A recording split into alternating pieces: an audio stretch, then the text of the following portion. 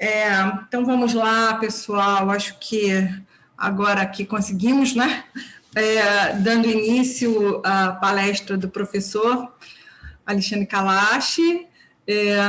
Muito bem-vindos todos para essa aula de abertura do nosso curso.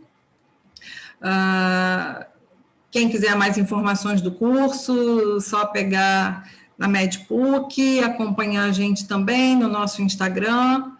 E apresentando aqui o professor Kalash, que é uma pessoa que dispensa apresentações, né? Todo mundo já conhece bem o professor Kalash e acho que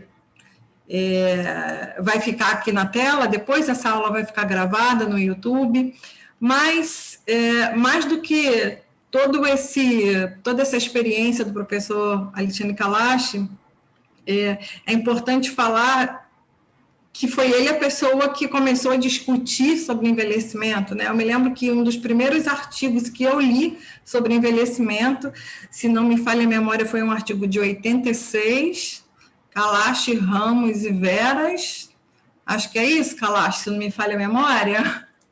Eu já tinha publicado nos anos 70, mas esse é um artigo conjunto que realmente... meio que um clássico, assim. Então, foi quando eu comecei a estudar envelhecimento, foi um dos primeiros artigos, assim, para a gente começar a entender envelhecimento. Então, o professor Kalash é uma pessoa de muito tempo aí com a gente, compartilhando saberes, e eu quero agradecer imensamente ao professor Alexandre Kalash por atender o nosso pedido, e aqui eu quero passar uma foto que eu vi no Facebook, né, de uma pessoa muito querida, do professor Alexandre Kalash, e que ele perdeu há menos de 10 dias, né? Aliás, fazem 10 dias hoje, se não me engano.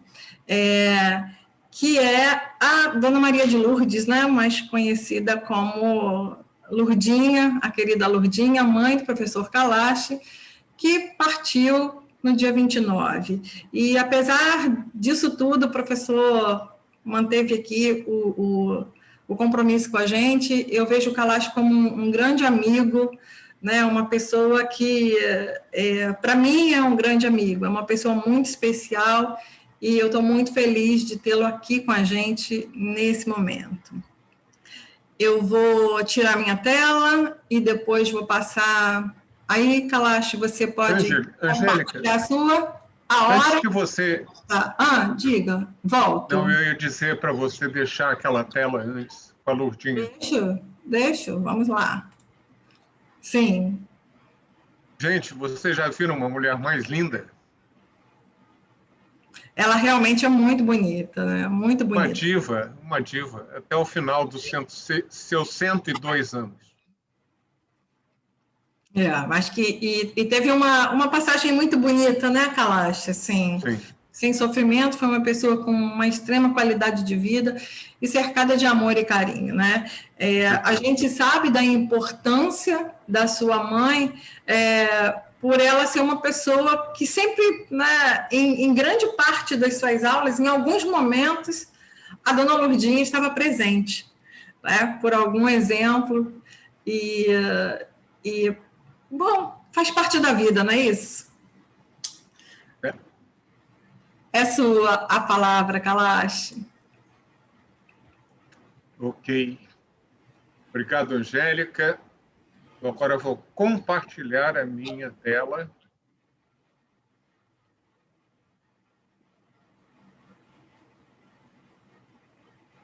Está compartilhando? Ainda não. Ainda não. Bom, deixa eu ver se eu tirei você. Espera aí. Não, tá? Pronto. Tá ok. Agora sim. Okay. Só coloca agora no modo apresentação. De slides. Ok? Pronto. Ok.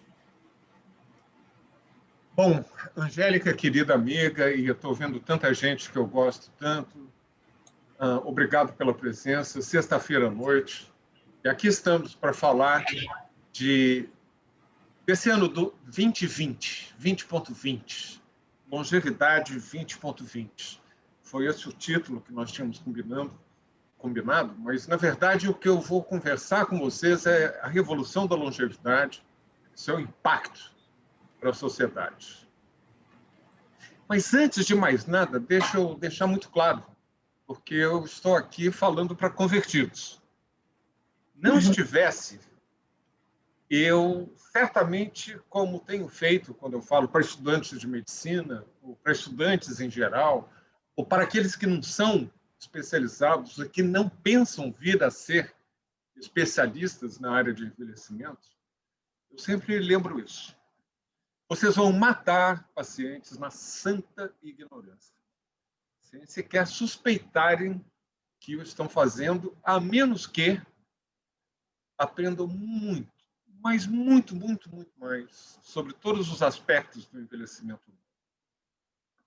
Seja qual for a especialidade, se eu estivesse falando para médicos, à exceção de pediatria e talvez obstetrícia, o que eu não recomendo, face ao envelhecimento populacional, as oportunidades de trabalho para quem quiser ser pediatra ou obstetra já são cada vez mais reduzidas.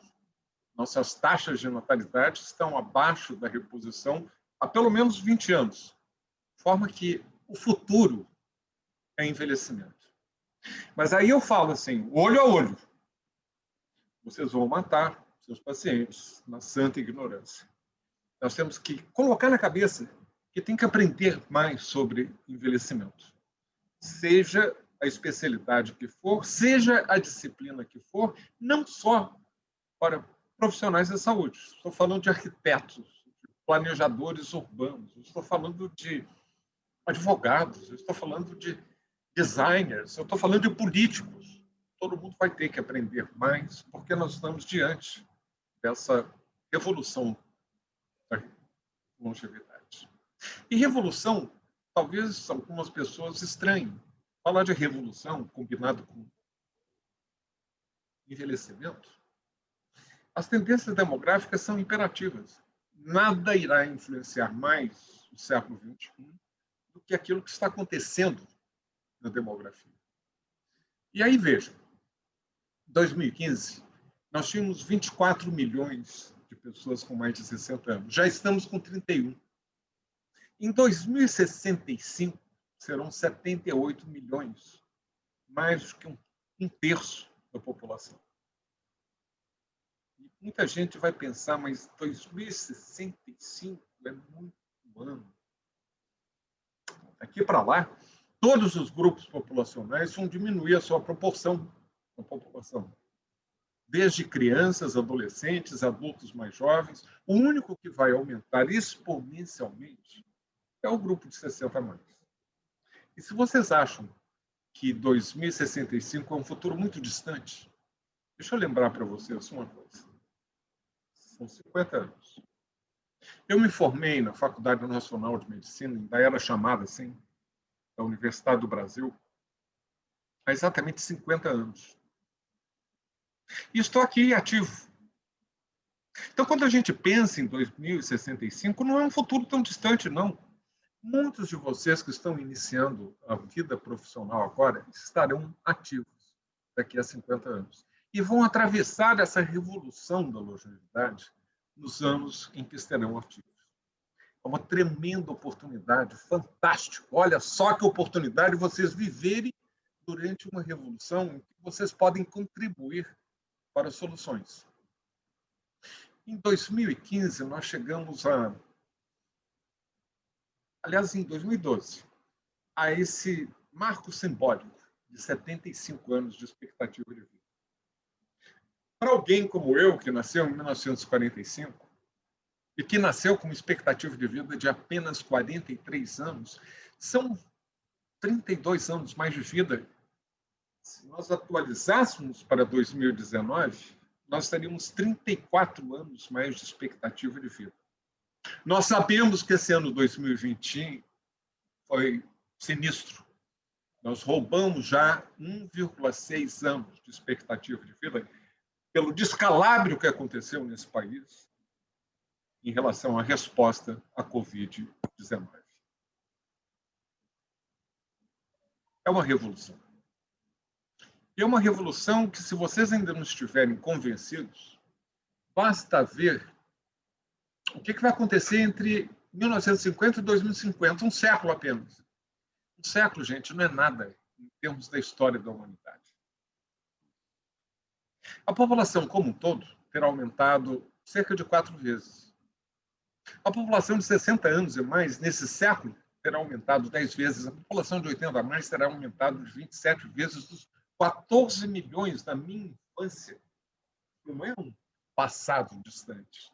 Da minha infância, nós vamos passar a 386 milhões, virtualmente, 400 milhões de pessoas com mais de 60 anos daqui a 30 anos.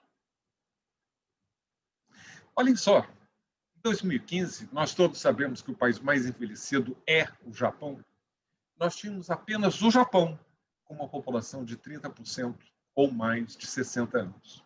E daí, a cada 5 anos, nós vamos acrescentando outros países, inclusive dos países mais ou menos desenvolvidos, como está o Chile aí.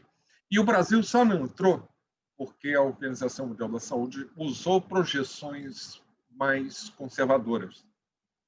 Se fosse isso, nós já estaríamos acima de 30% em 2050. Muito veloz. Eu vou pedir um favor. Vera Lúcia, Vicente, pode tirar a câmera, porque se eu fico distraído para vocês, para eu só ter essa uma coluna ao meu lado em negro. Isso, obrigado. E é a rapidez do envelhecimento. Vicente ainda não fez. À França foram necessários 145 anos. 145 anos para dobrar a proporção de idosos de 10% para 20%. Outros países desenvolvidos fizeram também se dobrar em poucas décadas, como a Suécia, Reino Unido, Estados Unidos. E, de repente, nós começamos, China, Brasil, Índia, Tailândia, outros países da América Latina, todos eles fazendo em uma geração aquilo que a França foram necessários 5, 6. É a rapidez do envelhecimento a nível global. Isso é uma revolução. Que a gente possa fazer no Brasil aquilo que foram necessários 145 anos. A França, em 19, de 2011 a 2030. Não é só o fato das pessoas viverem mais. É também relacionado àquilo que acontece na base da pirâmide. A taxa total de fecundidade no Brasil, quando eu fui para a Inglaterra me especializar em saúde pública e dei o clique, que envelhecimento era o futuro, em 1975, as mulheres no Brasil esperavam ter virtualmente 6 filhos, em média, no final da sua vida reprodutiva. No ano 2000, nós já estávamos abaixo da reposição. Se um casal só tiver 2 filhos, esse casal não se repõe. Então, o número mágico é ter pelo menos 2 filhos por mulher. Nós estamos assim há pelo menos 20 anos. Em 2017, estávamos já abaixo, 1,6. Os dados preliminares para 2019 mostram de novo 1,6. Agora, um detalhe importante. É a escolaridade das mulheres e a taxa total de fecundidade.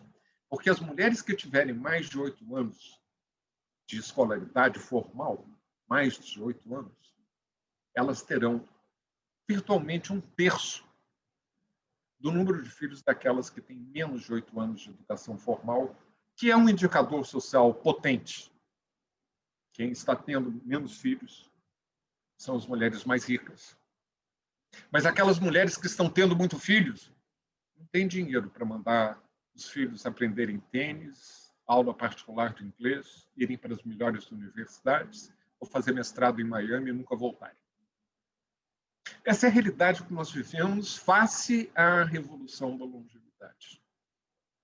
Uma evasão de cérebros que está aumentando ano a ano, e nós estamos colocando a perigo a sustentabilidade própria econômica do país e do futuro de vocês mais jovens. Quem vai cuidar de vocês quando vocês envelhecerem? Quem vai tornar esse país sustentável face a essa revolução da longevidade? Não é somente na infância, ao nascer, que nós estamos aumentando a expectativa de vida.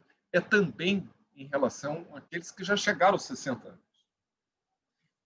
Em 2018, de cada 1.000 brasileiros, 2/3 iriam chegar aos 80 anos.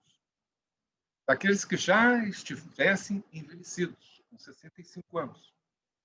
A expectativa de vida aos 65 anos, há 40 anos, 50 anos atrás, era menos da metade do que ela é agora.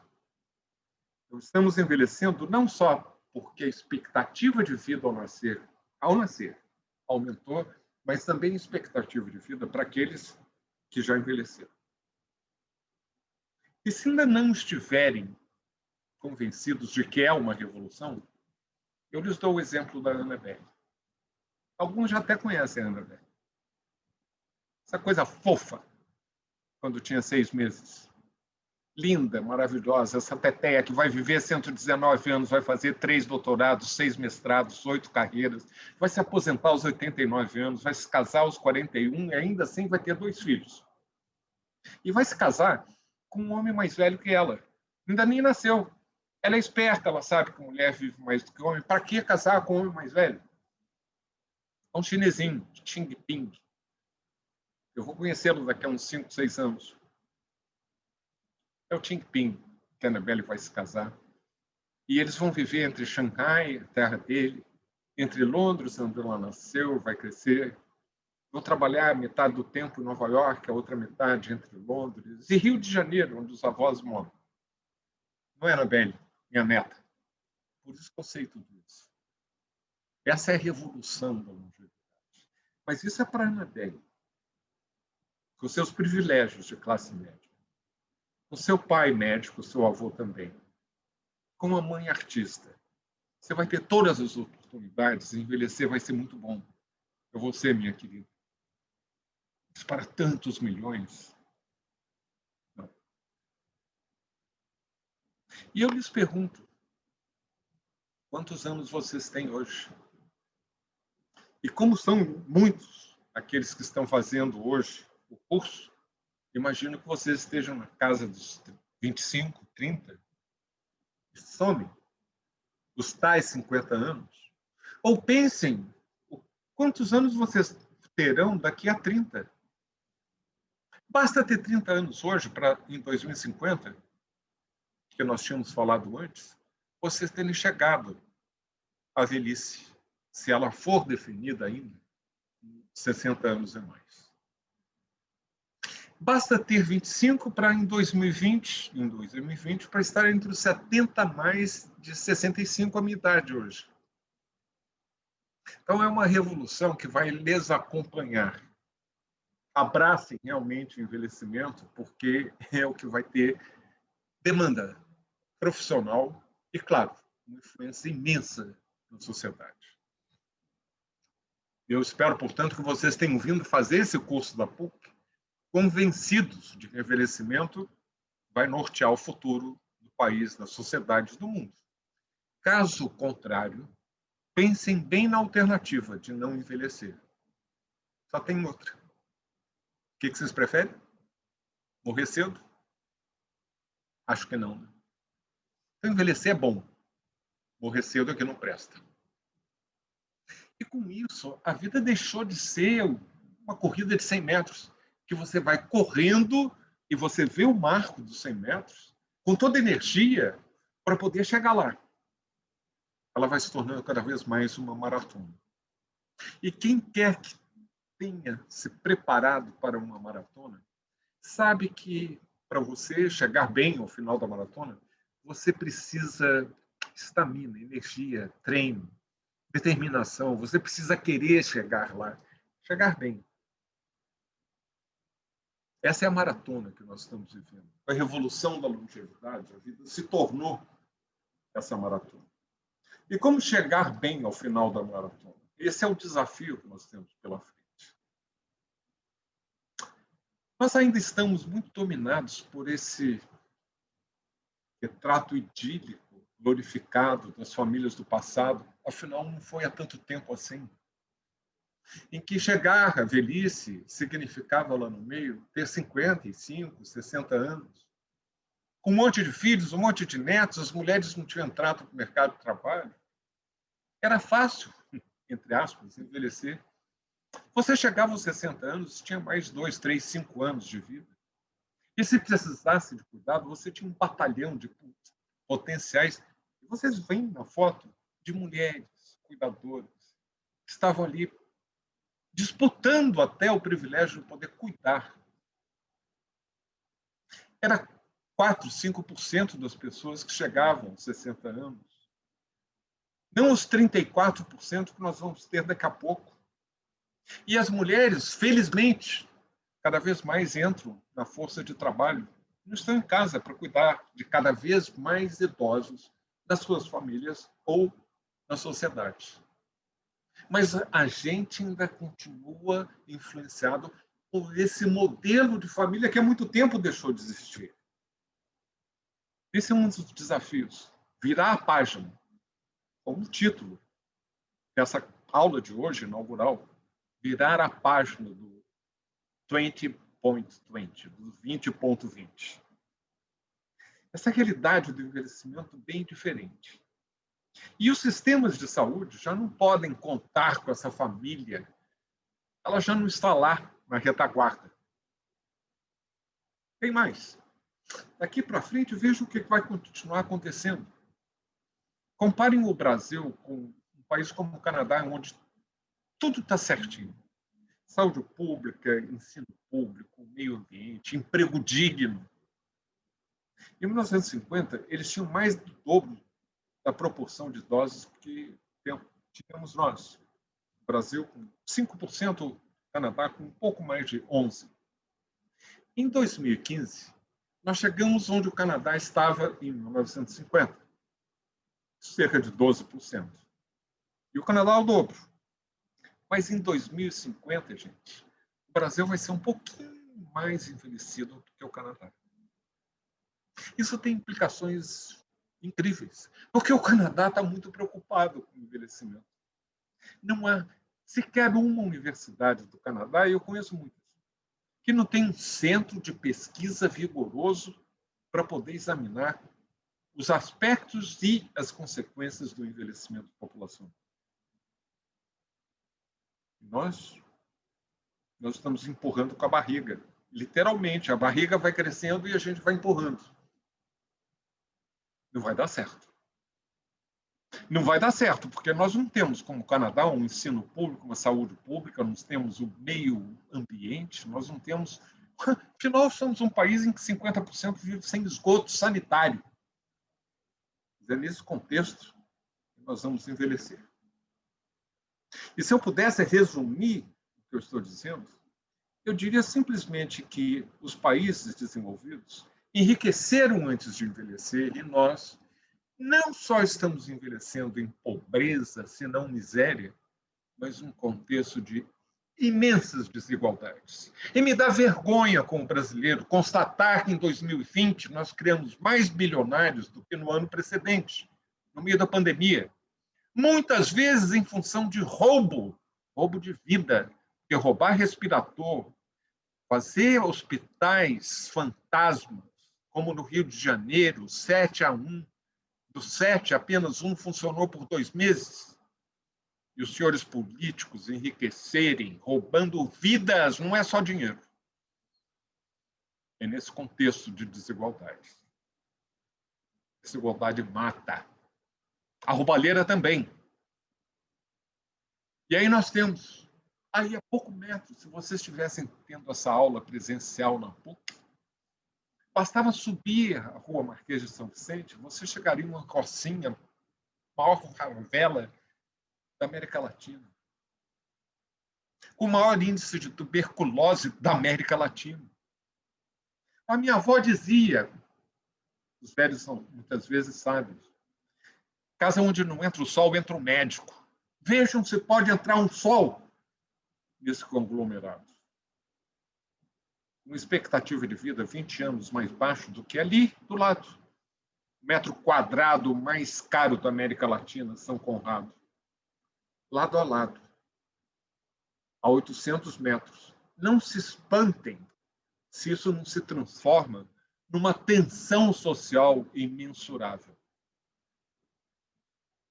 No entanto, desde o governo Temer, que houve um congelamento dos gastos sociais por 20 anos, congelados. Saúde e educação. O de educação cortado em 55,7%. O da saúde, nos mesmos anos de 2014, 17, 20%, e continua sendo cortado. Nós continuamos acéfalos. Não existe, de fato, um Ministério da Saúde em meio a uma pandemia. A desigualdade mata tanto jovens como idosos. Lembrando a vocês que brasileiros pobres levariam 9 gerações para atingir. Não é para ficar rico, não. É para atingir a renda média. Cerca de 250 anos. Espantoso. Mas é realmente espantoso? Se nós olharmos para trás, 250 anos, os brasileiros pobres, os negros escravizados, ainda não chegaram à renda média. Nós estamos repetindo o que a gente já experimentou no passado. E esses não são dados nossos, não. Isso é do Clube dos Países Ricos. De 30 países que eles estudaram, só a Colômbia fica atrás. Não me dá orgulho nenhum.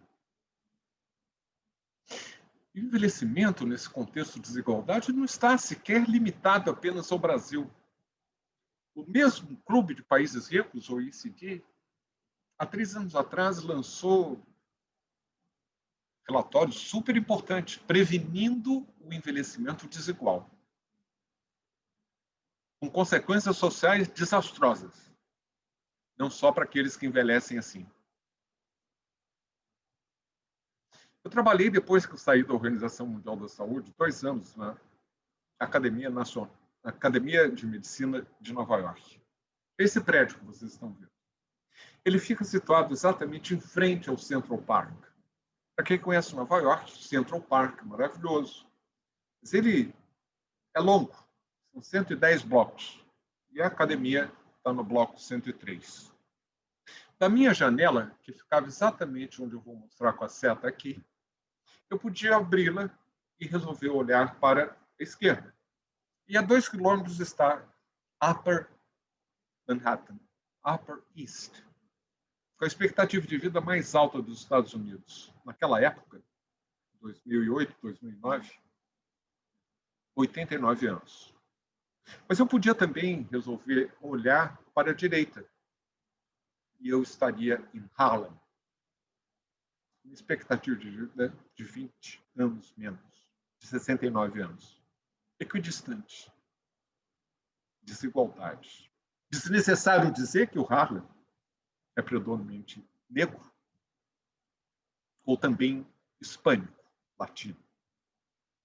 São essas diferenças que explicam por que, apesar de gastarem 18% do colossal Produto Nacional Bruto dos Estados Unidos, cerca de $10 mil por ano por pessoa, no ranking internacional de expectativa de vida ao nascer, os Estados Unidos ocupam a posição 37, abaixo de países mais pobres, mas menos desiguais. Desigualdade mata.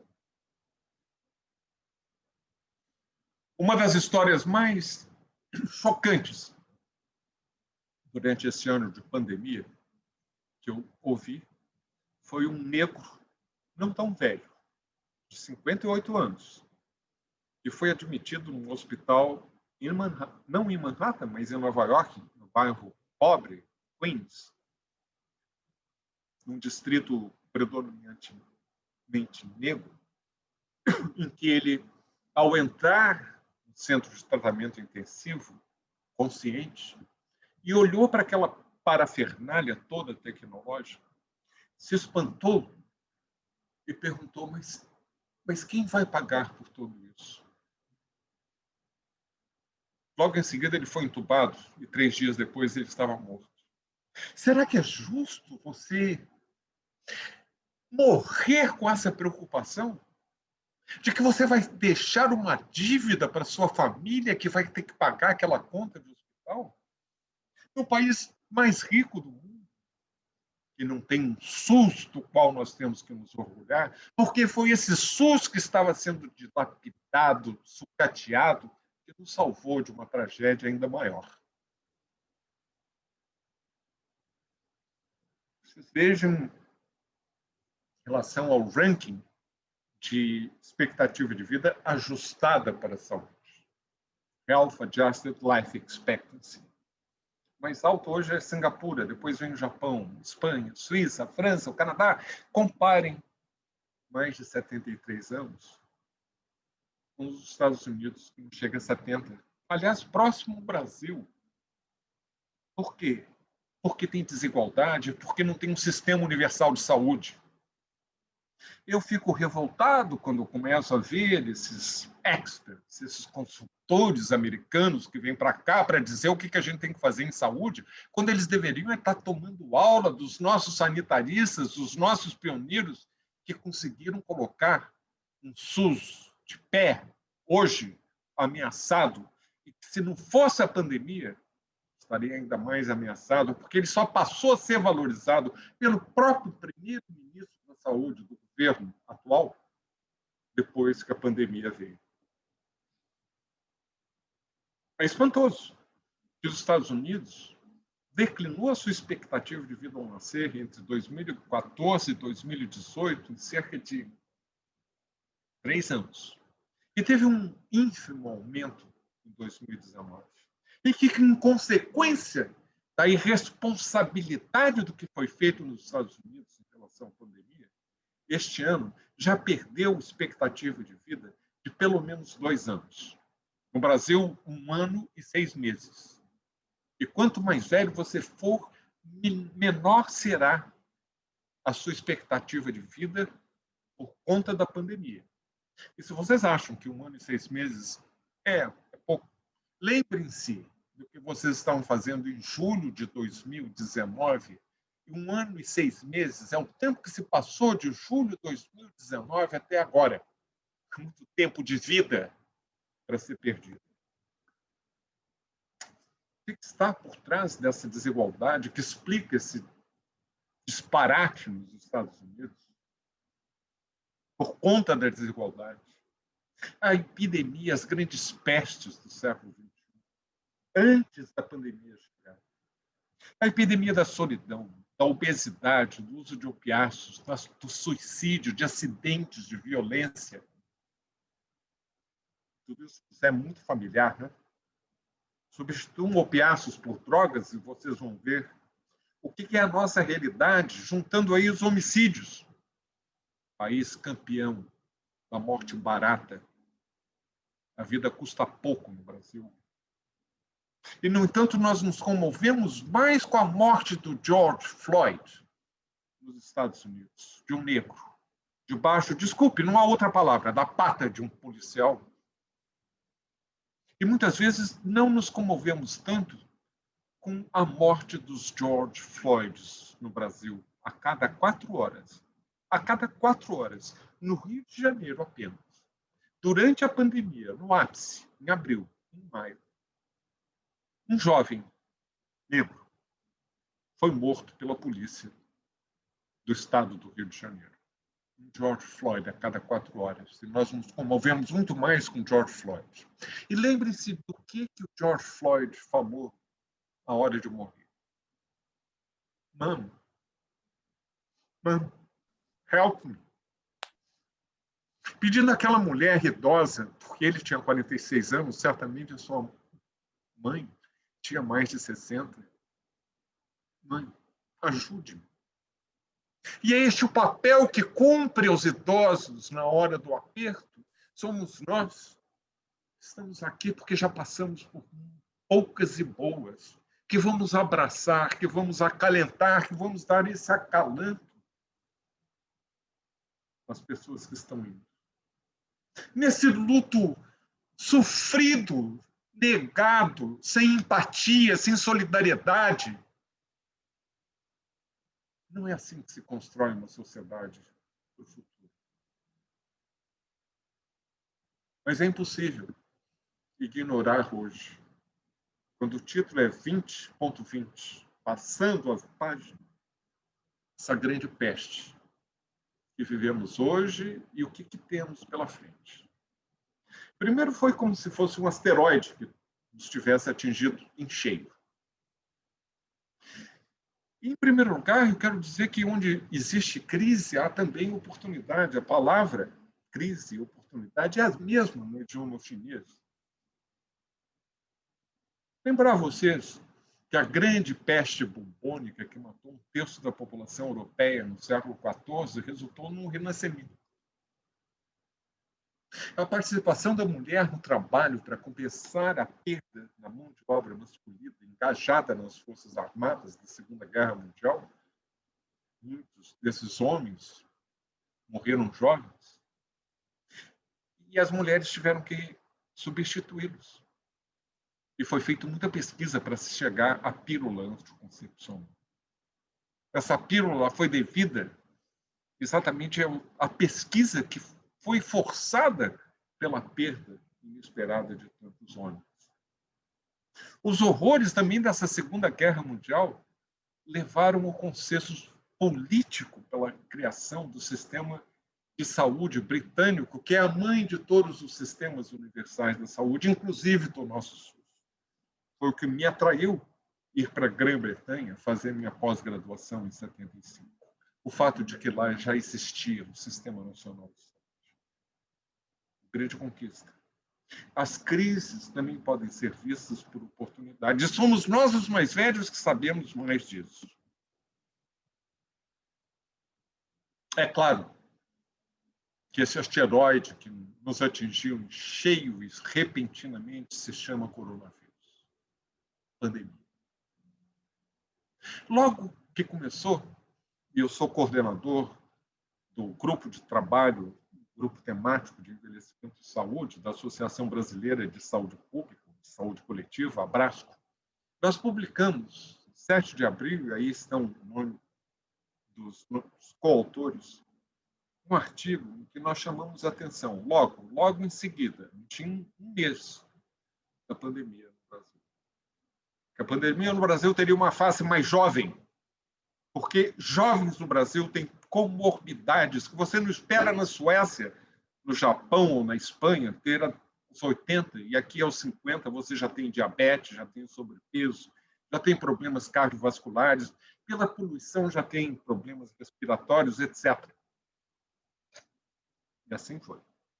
Mais escura porque a desigualdade no Brasil tem uma cor escura, negra, parda. Mais pobre.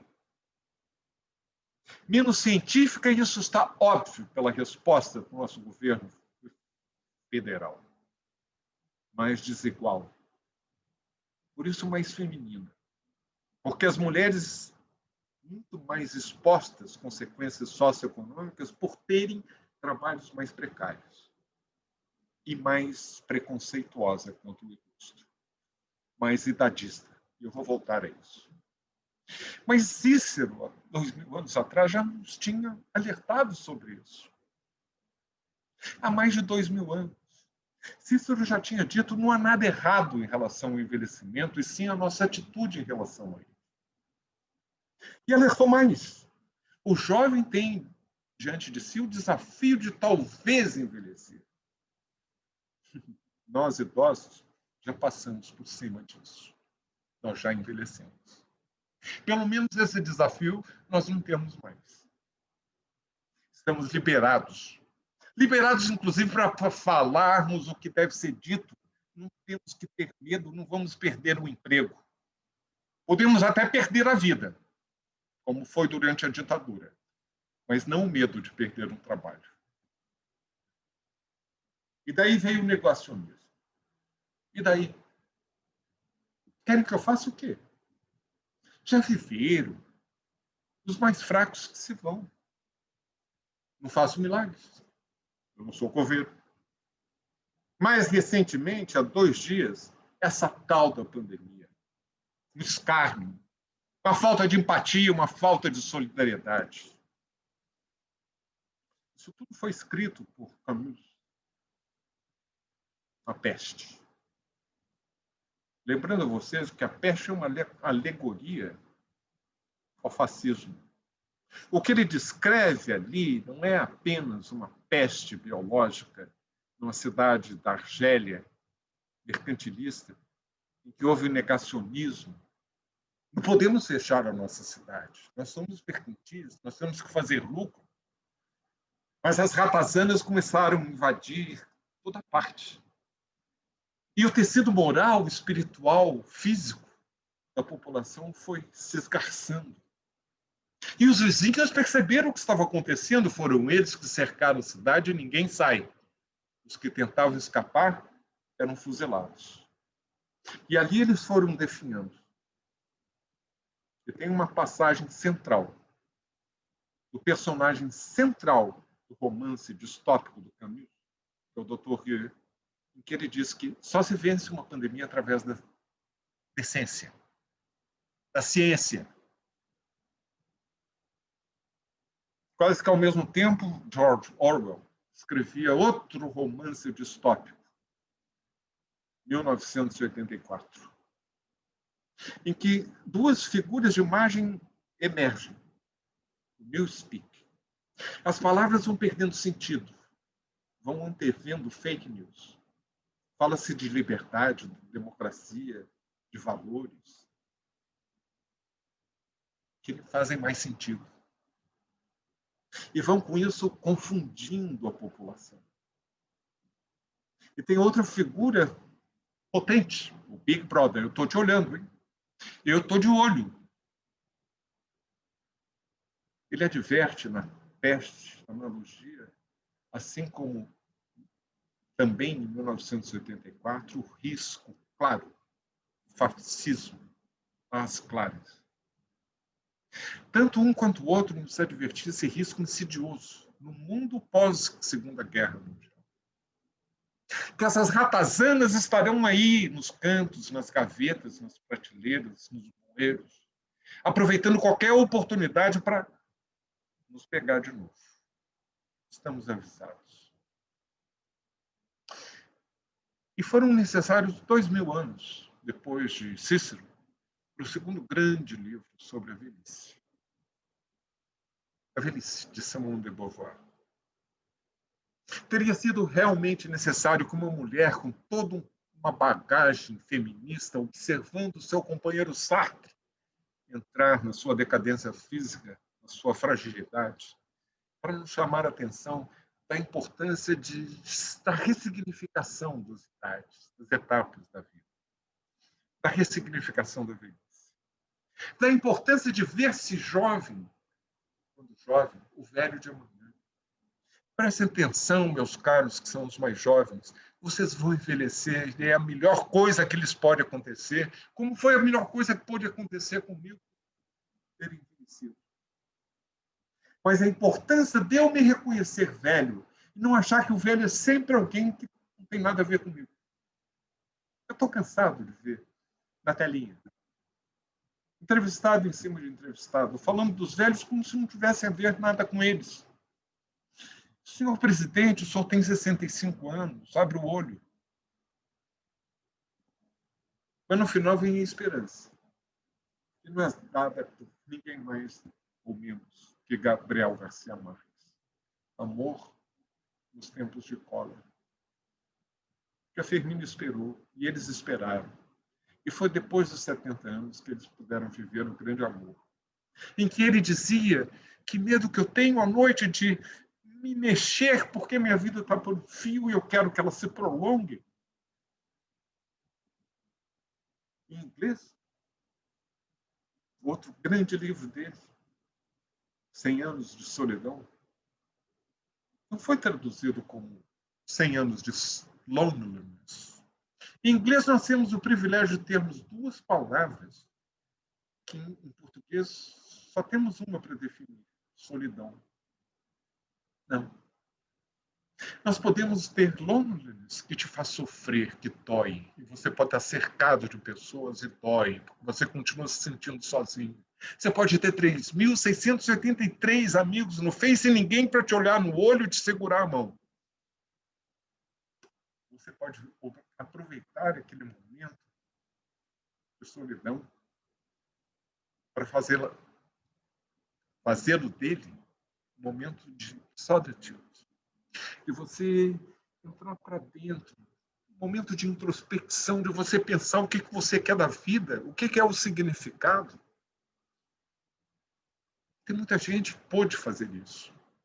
Um ganho desse isolamento social imposto, que pode ser de crescimento para muita gente. No entanto, a sensação que me dá hoje é de que Camus e Orwell se encontraram para escrever conjuntamente um romance distópico sinistro. Não em 1984, mas sim em 2020. Não na cidade da Argélia, mas a peste no Brasil. Distópico.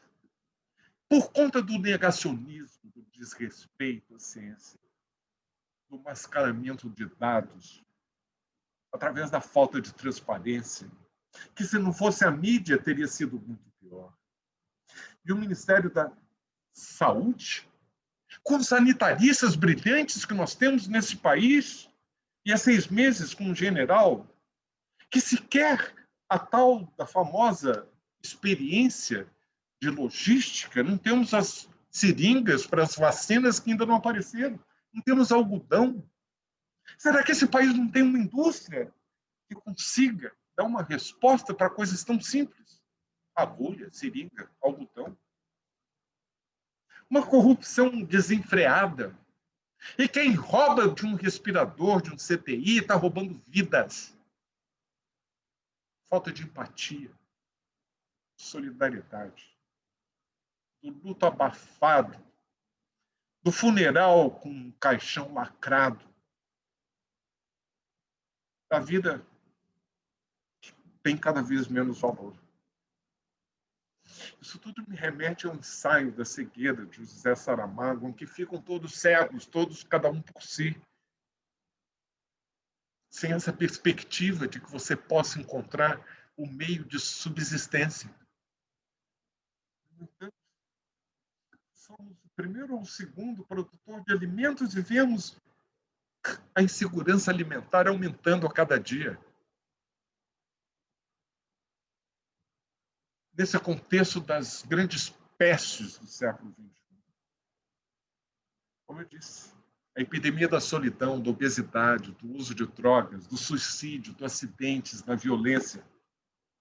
E há uma outra grande peste, da exclusão social.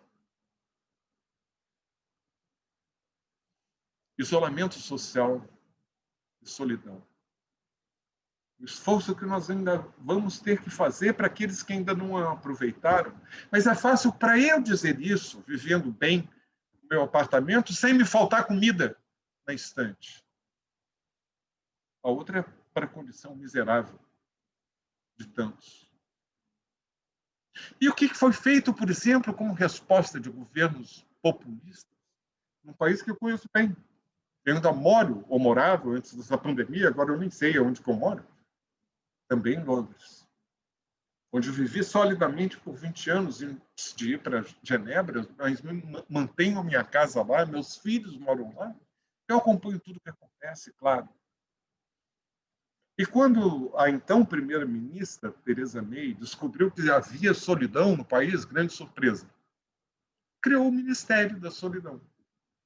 Tem um ministro, funcionários públicos, tem um tal do orçamento. E, ao mesmo tempo, no mesmo ano, fecha 800 bibliotecas públicas. É aí que se vence a solidão.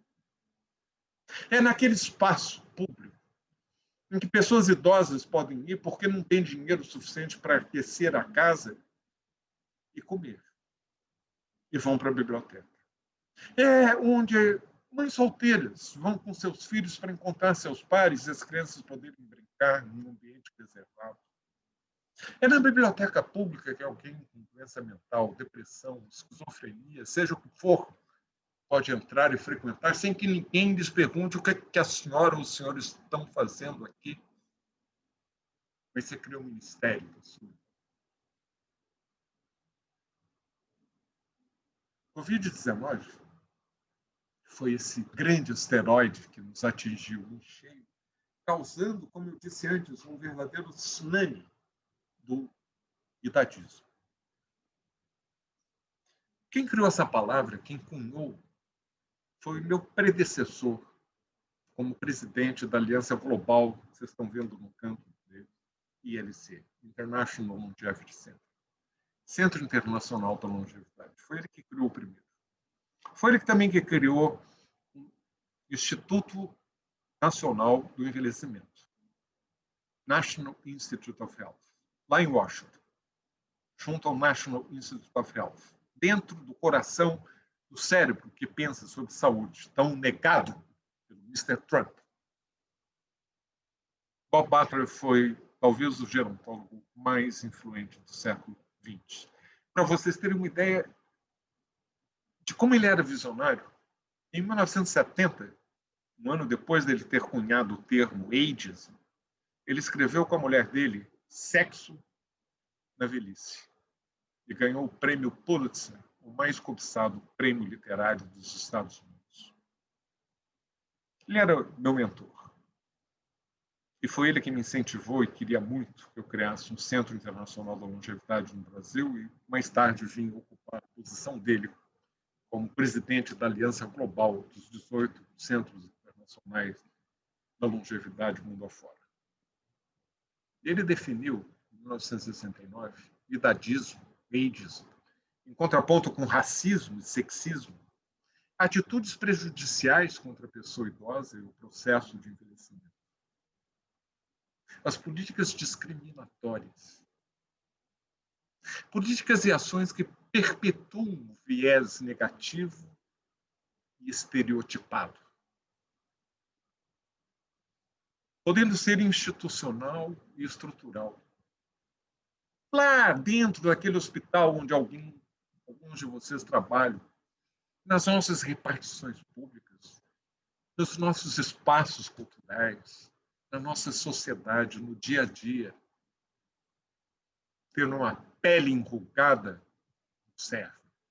Um país com hedondismo, você tem que ter a pele esticada, ser jovem para frente, cabelo branco nunca, careca, então, é isso que é apreciado. Ele pode ser intrapessoal, minando a autoestima, a autoconfiança. São aquelas piadinhas. Está tendo um senior moment. A infantilização, benzinho, às vezes com a melhor das intenções, mas que te diminui, te infantiliza. E acaba sendo internalizado. Você próprio acaba acreditando que você não vale nada. E aí eu digo que da mesma forma que não basta não ser racista, você tem que ser antirracista, assim como não basta não ser sexista, você tem que ser antissexista. Não basta não ser idadista, é preciso ser anti-idadista, combater, ser ativista, gritar pelos direitos. Até porque você, jovem, vai ser o velho de amanhã. Prepare uma sociedade melhor onde se envelhecer. E ser anti-idadista demanda autoanálise, introspecção, busca de informação, se autoeducar, discernimento, empatia. Depende daquela tal da solitude que eu falava, do termo em inglês. A revolução da longevidade tem impactos em todos os setores da sociedade. Claro que na saúde é fundamental. Lembrando que saúde é criada no contexto do dia a dia. É onde as pessoas vivem, se divertem, trabalham, descansam, se educam, se locomovem, se amam. Aí a saúde é criada. Eu aprendi isso estando no comitê que criou a Carta de Ottawa, Promoção da Saúde, da Organização Mundial da Saúde, em 1986. Foi um processo de 3 anos. E a carta foi lançada em 86. Lembrem-se sempre. É nesse contexto do dia a dia que no nosso Brasil, com a sua desigualdade, que não permite que você possa criar a sua saúde por conta de onde você vive, onde você se diverte, onde você trabalha, como você não pode se descansar, onde você não tem educação, onde você não pode se locomover livremente, com qualidade, você sequer pode amar com segurança. Daí vem a importância de curso de vida. Alguns de vocês estão já familiarizados, afinal, há mais de 20 anos que eu falo sobre isso, que a nossa capacidade funcional, física, não estou falando de intelectual, nossa força muscular, nossa energia, nossa rapidez. Claro, a gente nasce dependente, muito rapidamente, nas etapas de crescimento e desenvolvimento, na infância e na adolescência, a gente chega ao máximo da nossa capacidade funcional. Vai pelos 25, 30 anos. Nunca seremos tão fortes, tão rápidos. Os campeões olímpicos estão nessa faixa de idade. E daí há uma queda natural, chama-se envelhecimento gerúndio. Estamos todos envelhecendo. E nós não esperamos ter aos 85 anos a rapidez que tínhamos aos 25, nem precisamos. Desde que nós estejamos acima do limiar de dependência, nós continuamos com qualidade de vida. O problema está aqui, no amarelo. Você não chega ao pique que poderia ter aos 25, ao pico da sua capacidade funcional. Via de regra, pelas condições em que você cresceu, se desenvolveu, com mau ensino, na pobreza, na favela, sem esgoto, sem água. Lava as mãos, mas não tem água, meu amigo. Lava a mão, porque é importante, hein? Tem vírus. Mas não tem água. Com sabão, mas eu estou dizendo, não tem água.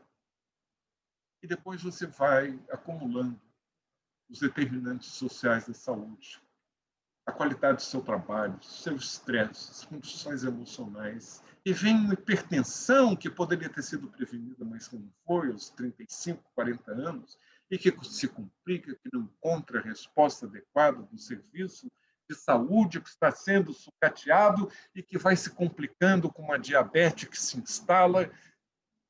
E aos 51 anos você tem um derrame. E vai cair abaixo do limiar de dependência. Talvez vivo ainda por 30 anos, mas olha o abismo, golfo que separa um do outro. Aí sim, você vai precisar de cuidado. E o cuidado custa. Alguém que lhe dá.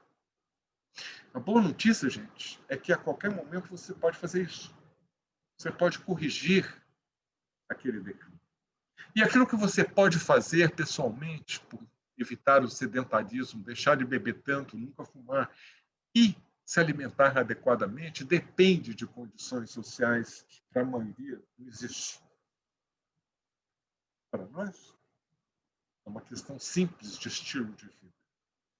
Para a maioria, é necessário políticas que te amparem, para que você possa fazer da escolha mais saudável a mais fácil e acessível. Estamos preparados? Quando eu dirigi o Departamento de Envelhecimento e Saúde da Organização Mundial da Saúde, nós lançamos o marco político do envelhecimento ativo. Processo de otimização das oportunidades para 4 coisas importantes para que você possa ter qualidade de vida à medida em que envelhece. Otimizar as oportunidades para a saúde, para a educação, aprendizado ao longo da vida, para a participação, ter direito e ser ciente do seu direito, e segurança. Com esses 4, você pode melhorar a qualidade de vida à medida em que as pessoas envelhecem. Isso vale para você individualmente, como vale para a sociedade como um todo. Nós fizemos uma revisão desse marco político, que tinha essa cara com as mãos aplaudindo o envelhecimento, de 2002, da OMS, para o documento mais recente, lançado pelo nosso Centro Internacional, um conjunto com os outros centros internacionais mundo afora. Está no nosso site.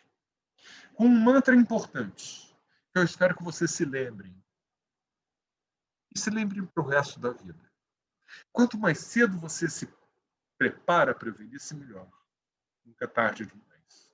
Começa aos 20, não começou aos 20, começa aos 30, não começou aos 30, começa aos 50, aos 60, aos 80. Sempre vai ter ganho. mas quanto mais cedo, maior. Isso, óbvio, nos faz lembrar da importância da atenção primária, porque combatendo o sedentarismo, a dieta pouco saudável, tabagismo, ingestão alta de álcool, você consegue controlar a maioria das doenças crônicas não transmissíveis, as doenças que os idosos têm. Da diabetes ao problema cardiovascular, da hipertensão ao problema ósseo-muscular, que não mata, mas te faz dependente. Como eu disse, é necessário fazer com que as opções mais saudáveis sejam mais acessíveis, fáceis e baratas. Não é assim. Deste homem que morre após passar 5 dias sem conseguir realizar exames em hospitais públicos do Rio de Janeiro. Isso foi há 5 anos atrás, olha o que está acontecendo hoje. Há 2 dias eu perdi uma amiga de 57 anos, que tinha um seguro da Petrobras, top, mas não havia vaga. E ela morreu de Covid. A classe média, muitas vezes, hoje está experimentando aquilo que os pobres brasileiros enfrentam há décadas. Tem vaga, mas eu tenho plano de seguro, mas eu não estou dizendo que não tem vaga. Mas eu posso pagar à vista, mas não tem vaga. Mas vem de novo o mundo. Quanto mais cedo, melhor, nunca tarde demais. Também para a prevenção secundária. O problema já existe. E a hipertensão está aqui.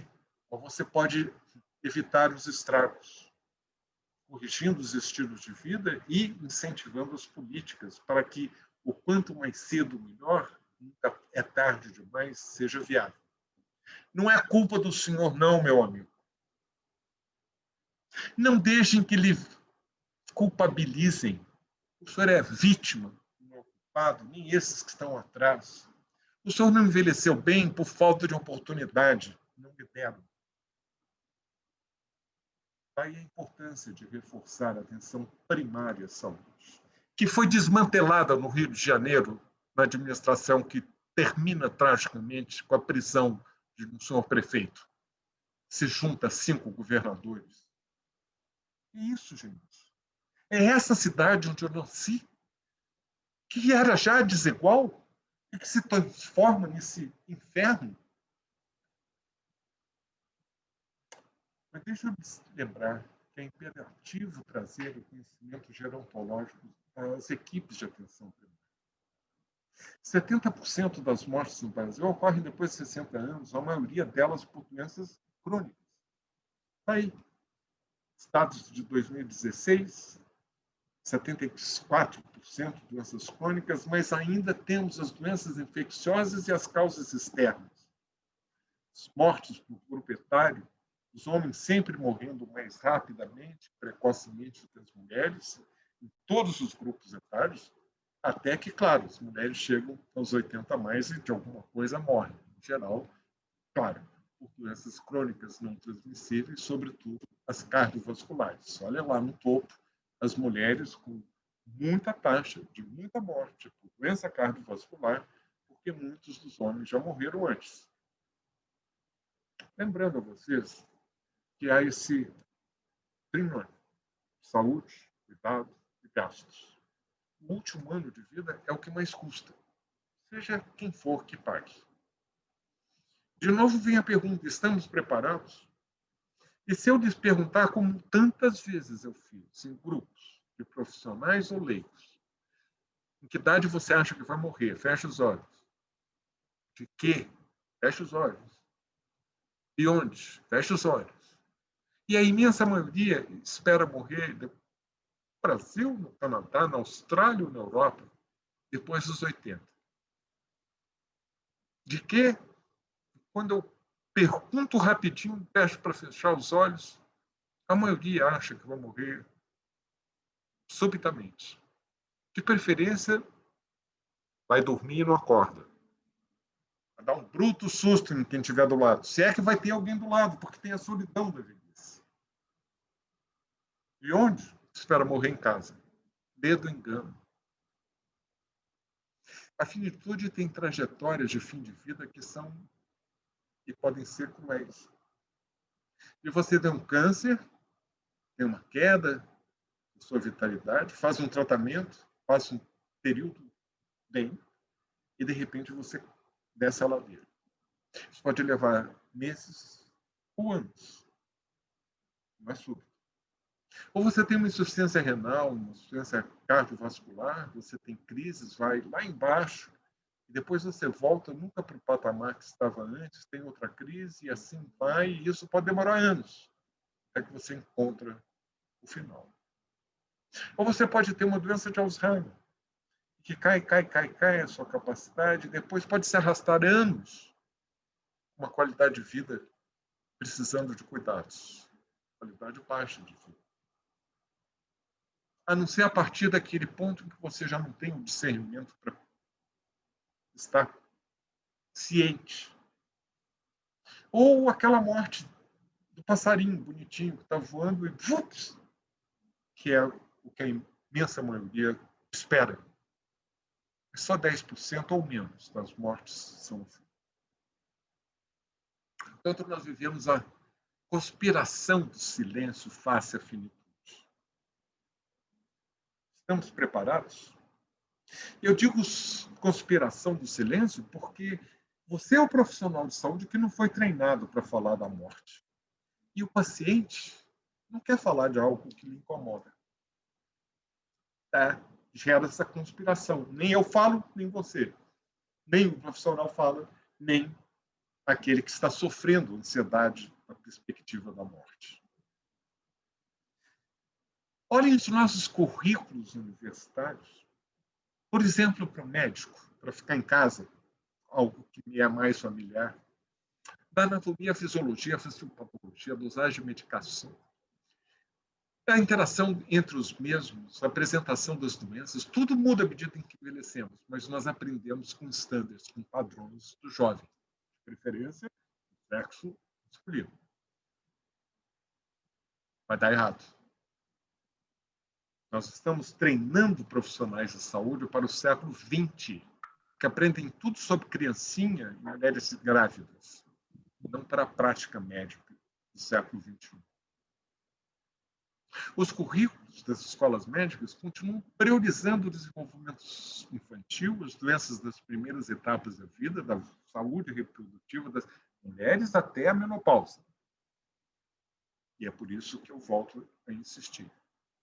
Com essas doenças que são mais prevalentes e letais associadas ao envelhecimento, aprendam mais sobre o envelhecimento ou vocês acabam matando pessoas na santa ignorância. Em via de regra, não se prepare o profissional da saúde para lidar com a morte, com a finitude. Pensam muitas vezes que tudo acaba com um certificado de óbito. E onde estão aqueles que estão sofrendo com as perdas? Como agora, com 200 mil mortes de Covid. Quando deveríamos estar sofrendo um luto coletivo, estamos nos badalando nos bailes funks da periferia ou nos bares modernos do Leblon. Nas praias bonitas da Zona Sul ou no piscinão de Ramos. O Brasil parece que está em festa, no meio de uma pandemia. Finalmente, estamos preparados para desenvolver uma cultura não para curar, mas sim para cuidar, sabendo que a dimensão mais importante, o cubo onde entram os outros, é o cuidado de si próprio, o autocuidado. Depois de importância, vem o cuidado informal de quem me quer, meus amigos, minha família, meus vizinhos. Só então vem o cuidado comunitário, alguém que recebe para poder cuidar de você, atenção primária. Finalmente, o institucional. Mas os recursos são o contrário. Muito para o institucional, sobretudo o privado. Vai um pouco para a atenção primária, cada vez menos. Pouquíssimo para dar apoio ao cuidado informal e nada, praticamente, para o esforço seu pessoal de se autocuidar. Estamos preparados para respeitar a diversidade inerente ao conhecimento, ao envelhecimento? À medida em que nós envelhecemos, nós somos mais diferentes uns dos outros, em nível socioeconômico, nacionalidade, grupo etário, experiências profissionais, nossa cultura, grupos raciais, capacidade funcional, orientação sexual. Você pode falar disso? Menino de azul, menina de cor-de-rosa, não se fala de gênero. Religião, curso de vida, composição familiar, moradia. Estamos desenvolvendo uma cultura do cuidado ou ainda obcecados por essa cultura do cuidar, que deve ser guiada não só por necessidades, mas, sobretudo, por uma perspectiva de direitos. Direito à saúde, a aprender, a trabalhar, direito a ser protegido, direito a ter um seguro, direito a participar da sociedade, direito a ter acesso a serviços, assim como direito a parar, direito a descansar, direito a uma renda mínima, direito à inclusão social. E o direito mais nobre que ele, só a vida, direito ao cuidado. Ao cuidado que precisamos abraçar e desenvolver desde o início da vida. Volta a minha Annabelle, minha neta querida, com a mão protetora da minha filha, cuidando-a desde o início da sua vida. E quando esse início vai se esmaecendo, esse cuidado que é necessário até o final da vida. Da minha Lourdinha, que a Angélica trouxe no início. Não só dela, é desse povo sofrido. Não, Dona Maria, a senhora também merece todo o cuidado. É que não estão lhe vendo. A senhora se tornou invisível. Mas a minha Lourdinha não. Eu tive o privilégio de poder cuidá-la, ela poder ter me guiado, mesmo na sua demência. Na missa de sétimo dia, 3 dias atrás, eu escrevi o que eu vou ler, se eu encontrar. Opa!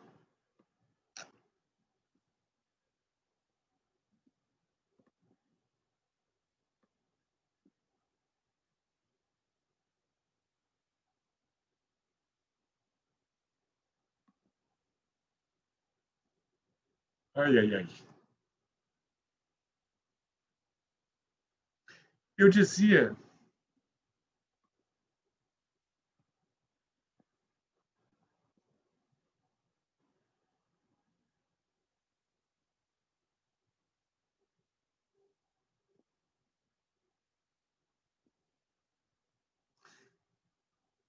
mãe, você se lembra do seu aniversário de 90 anos?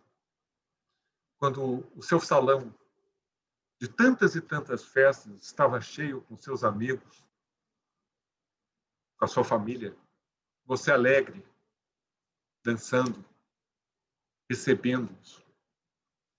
E me pediram para falar, mas nós somos 4 irmãos. E eu disse, eu não posso fazer um discurso meu pessoal, até porque, mãe, você sabe o quanto eu sempre te amei a vida toda. Eu distribuo, então, cartões para que cada um escrevesse uma única palavra que se associasse a ela. E foram muitos as. As de alegria. Alegria. Alegria. Mas nós poderíamos, mãe, ter enchido um alfabeto inteiro. Um B de beleza. Um C de muita autoconfiança. Um D de uma mulher sempre disposta. Um E de elegância.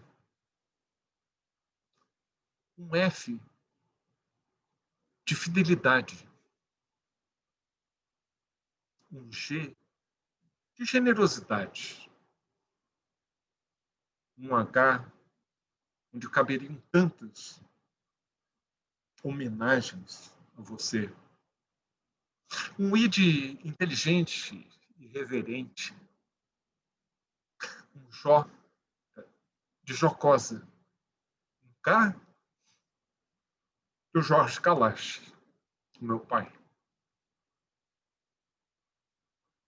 Um L de linda, um M de maternal, um nada de tristeza, ninguém sabe o dia de amanhã. Como você era sempre. Um ódio obstinada de ousada, um P de perspicaz, querida, rápida, sagaz, tenaz, única. E eu poderia continuar porque, afinal, nunca lhe faltou vaidade, mãe. Sempre aquela com, sem dúvida, um X-Factor. Mas você era muito mais, mãe. Parte do seu fascínio adivinha da complexidade do seu caráter. E parafraseando Eduardo Galeano, somos imperfeitos. Porque a perfeição é o privilégio entediante dos deuses e dos santos. E nesse mundo caótico, atabalhoado, desajeitado, sejamos capazes de viver cada dia como se fosse o primeiro, e cada noite como se fosse a última.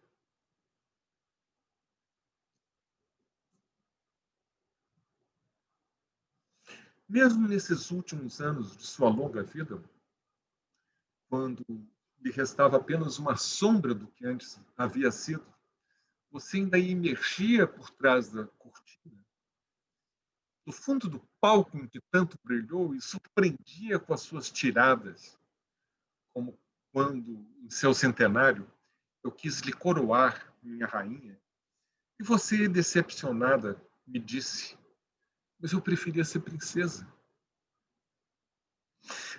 Como uma gema, todavia mais cintilante por mais rara. Que privilégio para aqueles que puderam testemunhar esses momentos preciosos que eu pude. Opa, agora deu um salto aqui. Deixa eu botar de volta.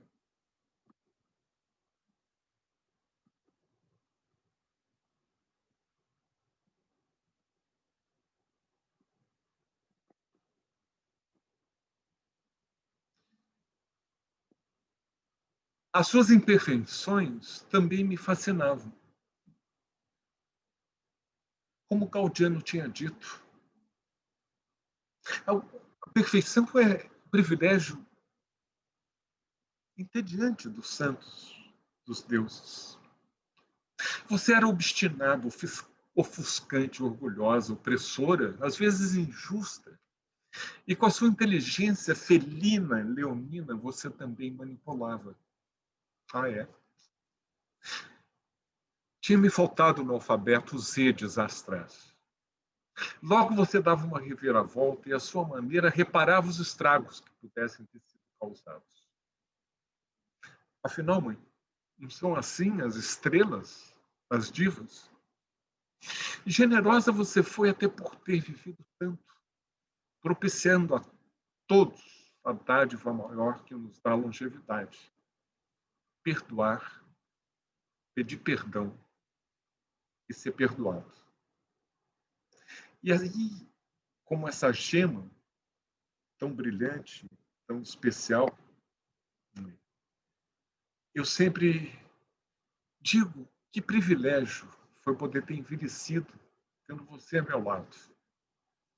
E aqui eu me valho de Carlos Drummond de Andrade para me perguntar: por que Deus permite que as mães vão-se embora?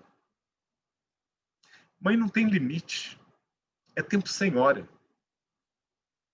Luz que não apaga quando o vento sopra e chuva desaba. Veludo escondido na pele enrugada.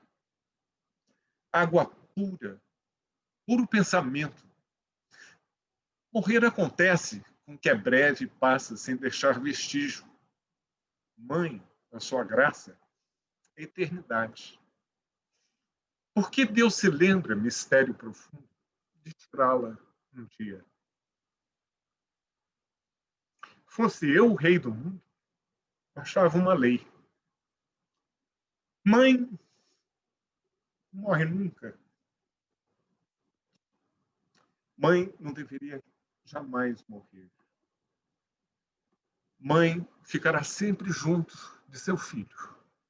E ele, velho embora, será pequenino, feito um grão de milho.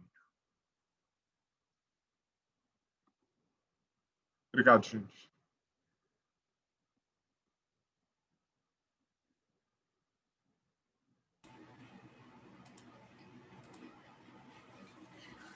Espetáculo, professor. Espetáculo. Deus te abençoe abundantemente. Muito obrigada, Kalash. Tira a sua apresentação para a gente concluir. Não, acho que está aqui embaixo, estou ouvindo barulho aqui embaixo. Deixa eu parar aqui. Tá.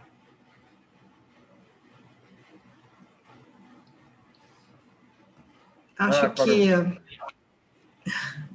Tá. Pop sharing. Vai sorrindo aqui, ó.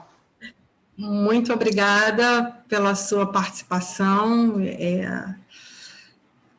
Esse ano foi um ano difícil, né? Felizmente, a dona Lourdinha, ela não foi acometida pelo vírus, mas foi um ano que muita gente teve perda. Nós temos alunos do curso que tiveram perdas de entes queridos, né? Fica meu abraço aqui ao Youssef, que eu sei que o pai dele faleceu há 3 semanas. Nós tivemos, assim, alguns alunos também saíram do curso na última hora por terem perdido pessoas, por estarem acometidos pela doença, pela infecção, né? Então, assim, é um momento muito difícil, mas eu acho que foi muito emocionante essa sua fala no final. Eu já tinha lido essa sua homenagem, mas ouvir é diferente, né? Mexe com a gente, acho que é muito bonito, acho que é um sentimento para todos nós que temos as pessoas a quem amamos, e principalmente nós que trabalhamos com idosos, né? Nossos idosos se vão também. E quero te agradecer, Kalash, por essa participação super especial nesse momento que iniciamos o curso. E ver se alguém... Tem muitas mensagens aqui bacanas para você. Não sei se alguém quer colocar alguma pergunta. Eu não vi nenhuma pergunta. Aqui no chat eu vi só mesmo comentários. Se alguém quiser fazer algum comentário, por favor, fique à vontade. Eu já coloquei o link de presença, por favor, role a barra ali para poder assinar a presença, para eu poder encaminhar para a CCE, para vocês receberem o certificado, e peço um pouquinho para que os alunos não saírem, por favor, depois da palestra, porque eu preciso dar uns recados sobre a aula de amanhã. Alguém quer fazer alguma colocação? Então, vou passar para você, Kalash, para as considerações finais, para a gente poder encerrar essa belíssima participação. Não, minha gente querida, eu estou emocionado lendo aqui rapidamente, enquanto a Angélica falando, a reação de vocês. Me sinto imensamente abraçado. Né? E essa recíproca. Quando a gente envelhece, gente, a gente quer exatamente isso. É o que o Erik Erikson chamava de geratividade. Essa troca entre gerações, atividade entre gerações. Eu não estou fazendo o que eu faço porque estou interessado em colher louros. Não estou fazendo o que eu faço porque eu estou competindo no espaço. Eu não estou fazendo o que eu faço porque eu sou obrigado a fazer. Eu estou fazendo na esperança de que eu possa, de alguma forma, guiar, inspirar, ser mentor, deixar um legado. Sabe-se Deus quando a gente vai? E quando eu for, quem sabe, vocês vão se lembrar de alguma coisa que eu falei hoje. sobretudo, a gente pensar que nós merecemos um país melhor. Nós merecemos a nossa sociedade, está muito sofrida. Não é só pela pandemia, é falta de empatia. O que dói é saber que podia ser diferente. E por ser essa a realidade, que poderia ser diferente, não é? É que eu não vou parar. A minha voz vai ficar gritando pelos direitos daqueles que têm a minha idade e pelos direitos de vocês que um dia vão envelhecer num país onde envelhecer será melhor do que esse país oferece para quem já envelheceu hoje. Eu lhes deixo um imenso abraço. Muito obrigado por todo o carinho, por todas as observações, manifestações que vocês fizeram. E não se esqueçam, é gerúndio. Nós estamos todos envelhecendo. É gerúndio. Nós estamos no mesmo barco. E quando esse barco afunda, estar na cabine de primeira classe não oferece segurança a ninguém. Afundamos todos juntos.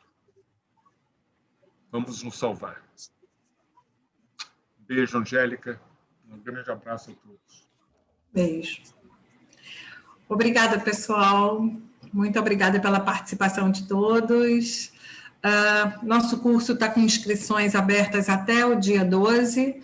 Quem quiser receber mais alguma informação, pode enviar aqui que a gente manda maiores informações sobre o curso. Muito obrigada. Só pedindo agora para os nossos alunos ficarem. Sim, quem está... Angélica. Oi, quem falou? Quem está falando? Oi?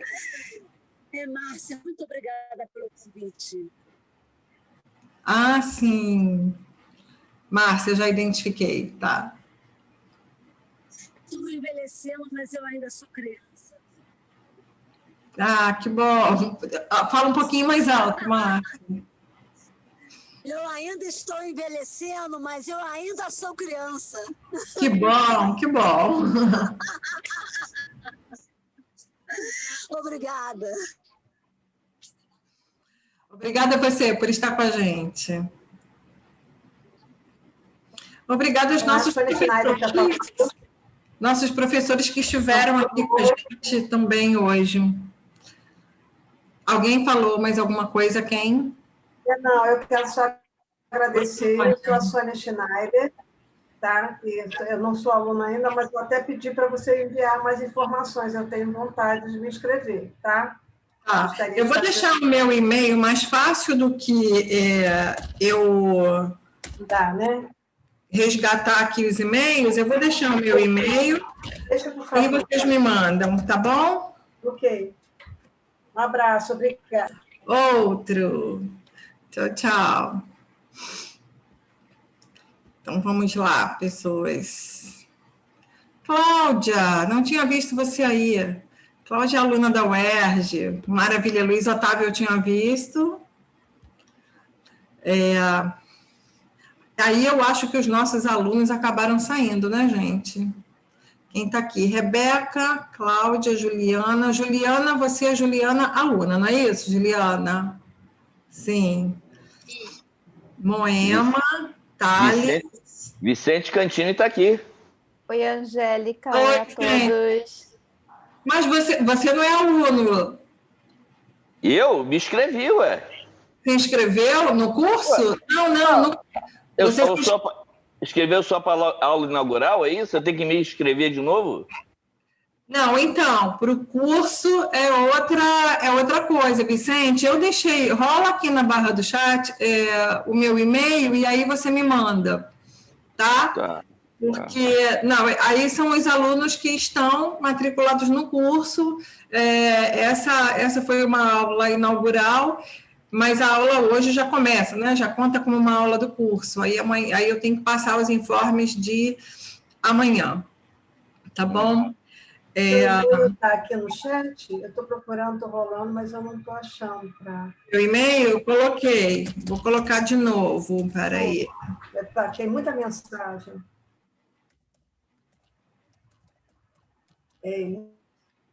Botei errado. Elise Físio, não. Não, é aqui, o Assanges RJ. E ainda coloquei errado, esquece esse. Peraí. Tá bom. Estou aguardando. Pronto. Vamos lá, pessoas. Amanhã a gente tem aula na parte da manhã com o professor Arthur, que está aqui, Arthur Moreira, pode se apresentar, 8 horas da manhã. Nós vamos trabalhar com um horário de curso, tá, gente? É aquele horário meio pesadão, de 8 a meio-dia e de 13 às 18, mas nós vamos fazer com formatos diferentes, tá? De manhã será a aula do Arthur, que vai fazer uma aula introdutória sobre... Arthur, meu Deus, olha que branco, tá sem microfone. Boa noite, gente. Amanhã a gente vai falar sobre interdisciplinaridade no estudo da velhice. Estudo da velhice, isso. A gente começa com essa aula de interdisciplinaridade porque, mesmo na gestão, a gente não tem como trabalhar no envelhecimento sem ter essa noção de interdisciplinaridade. Então, por isso, propositalmente, a gente começa com essa aula amanhã. E, na parte da tarde, vai ser a aula com a professora Fernanda Pina, que foi uma aula que foi incluída, que não estava na grade do curso, mas que fomos obrigados a nos envolver, né? Que é as ferramentas que nós vamos utilizar durante o curso. Nós vamos utilizar o Moodle, o Trello, o Google Drive. Então, são ferramentas que nós vamos utilizar para armazenar as nossas aulas, vídeos, porque com esse momento tão extenso de aula, esse período tão extenso de aula, vai ser humanamente impossível que o professor fique de 1 até às 6, direto com vocês. Obviamente que nós vamos dar algumas paradas, teremos alguns períodos de intervalos, mas alguns vídeos serão enviados, ou textos, enfim, faremos sala de discussão, para que a gente possa dar uma paradinha, ler texto, voltar, discutir em salas separadas. Enfim, vamos nos adaptar a esse novo momento, que é o momento de aula online. E aí eu queria muito, muito pedir a vocês que assumissem esse compromisso do horário, né? A gente resolveu manter o curso sexta-feira de 19 às 22 e manter as aulas no sábado o dia inteiro, tentar assumir esse compromisso. O que eu já fiz aqui com a minha agenda é uma coisa que não estava prevista, eu não participaria de todas as aulas, eu tenho as minhas aulas para dar e não iria nas aulas dos outros professores, mas eu vou abrir todas as salas, participarei a maior parte do tempo, e assim, já me agendei, já coloquei os meus dias na agenda, que são dias de aula. Então, eu gostaria muito que vocês fizessem isso, tá? Esse compromisso de colocar, de utilizarem este horário como um horário, como se estivéssemos numa aula presencial. E aí, nós optamos por manter as aulas em Zoom para serem aulas interativas. Hoje foi diferente, porque era uma palestra do professor Kalash, mas a partir de amanhã não. São aulas que nós vamos trabalhar como se estivéssemos em sala de aula, conversando, discutindo, trocando, fazendo trabalhos. A nossa proposta no curso é que vocês, como trabalho de conclusão de curso, apresentem um projeto, no final do curso, um projeto de vocês, seja um projeto de um serviço, de uma programação dentro do serviço de vocês. A ideia é que a gente construa esse projeto ao longo do curso, dentro de todas as aulas. Quando a gente começar com aquele período de gestão, né, Tchau, é com Deus. Vocês terão as aulas de gestão de projetos logo no início e as aulas de metodologia também, para que a gente já comece, nesse primeiro semestre, a organizar o trabalho de conclusão de curso. E para quem quiser, obviamente, quem quiser apresentar uma monografia como TCC, tudo bem. Mas a nossa ideia é que vocês saiam do curso com esse projeto pronto, esse ideal de trabalho de gestão de vocês. E praticamente vai ser um projeto construído com uma consultoria ali o tempo inteiro, né? Então, na aula de gestão financeira, de gestão de projetos, de gestão de pessoas, gestão de marketing, o tempo inteiro para a construção desse projeto é como se vocês tivessem uma consultoria, tá? Aguardo vocês. Alguém tem dúvida? Alguém quer tirar alguma dúvida, quer falar alguma coisa?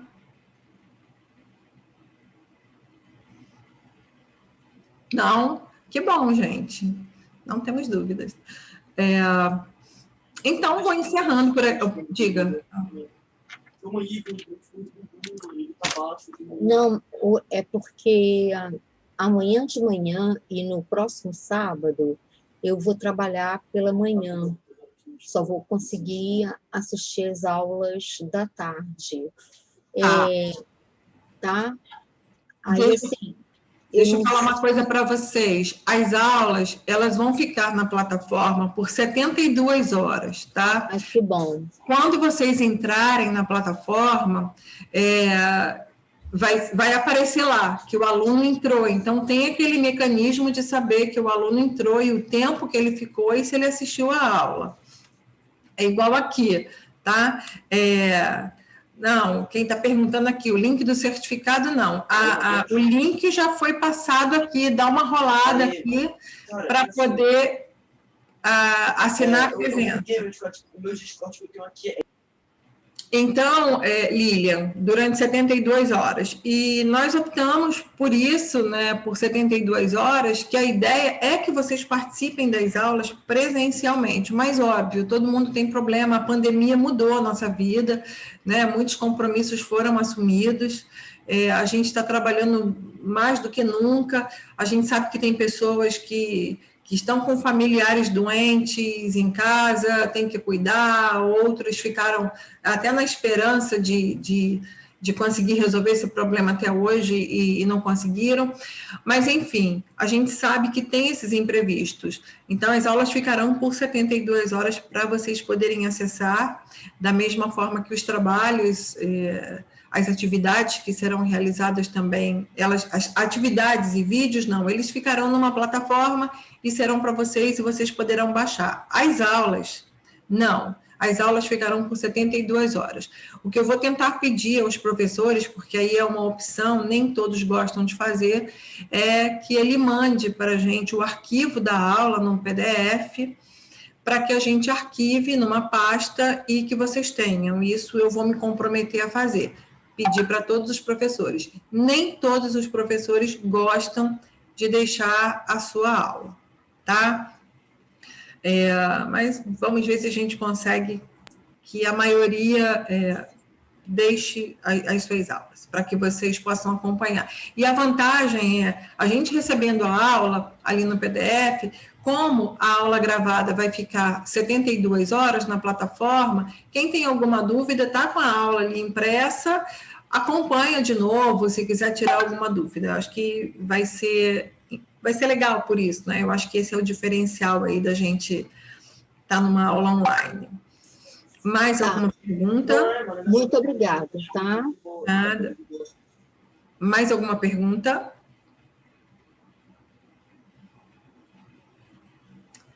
Bom, então, gente, se não tem nenhuma pergunta, a gente vai encerrar por aqui hoje e para amanhã vamos nos preparar para dar início aí ao curso.